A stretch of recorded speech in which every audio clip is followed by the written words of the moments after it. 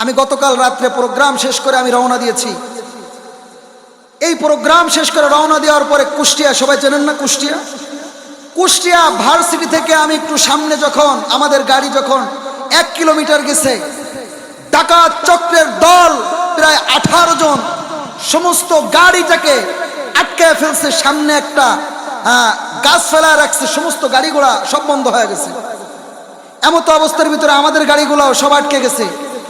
জালনা দিয়া বলে, বড় বড় রাম দাও নিয়ে দাঁড়ায় বলে, এই সব বের কর। তা আল্লাহর কি রহমত, আমাদের সামনের 2টা গাড়ির থেকে লুট করে সব নিয়ে গেছে।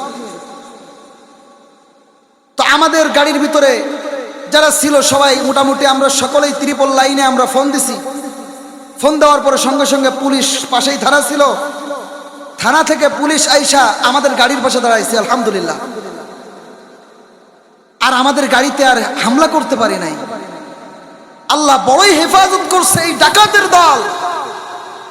এই ডাকাতগুলা তাদের কি হবে, অন্যের মাল আত্মসাৎ করতেছে। একজন ড্রাইভার হাতের উপরে কপ দিয়া এই হাতের কবজি কেটে ফেলছে। আল্লাহু আকবার। একটা মহিলা, আরে মায়ের জাতি, এই মায়ের জাতিকে তারা ওই যে ছিল রামদাও দিয়ে পিটাইছে। ওই মহিলার কাছে কিছু স্বর্ণ অলংকার ছিল, এই অলংকারের জন্য তাকে ব্যাগ দিচ্ছে না, বিধায় তাকে পিটাইছে। ওদের বউতের সময় ওরা হয়তো ল্যাংড়া, হয়তো কুকুরের মতো ওরা মরবে, ঠিক কিনা? চুরি করা যাবে না, ডাকাতি করা যাবে না।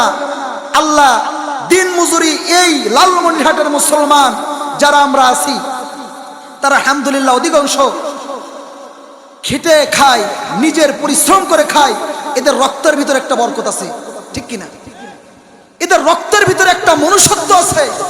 আল্লাহ পাক রব্বুল আলামিন দিনের জন্য কবুল ও মঞ্জুর করেছেন। সকলে বলেন আমিন।